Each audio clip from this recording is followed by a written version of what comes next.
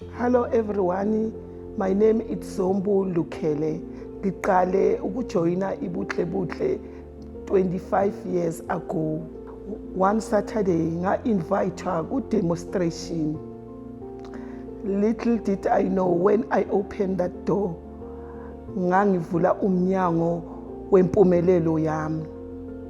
Ngaqala lapho ukuzimisela.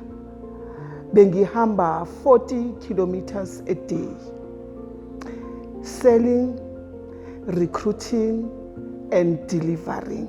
Ngangazi ukuthi impumelelo yami uma ngisebenza kanzima ngizothola ukuphumelela. Sasigqoka ugrey ngaleso sikhathi.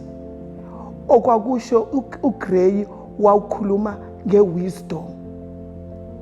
I-wisdom lena engahamba ngayo.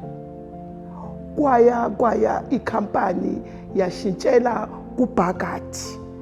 Ibhagadi esho ambition, power and wealth, which is a vision of the company.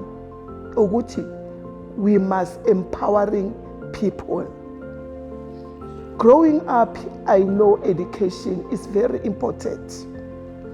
So ngakubona kubalulekile ngebuhle brand ukuthi ngikwazi ukusiza abantwana abaswele ukubhadala school fees.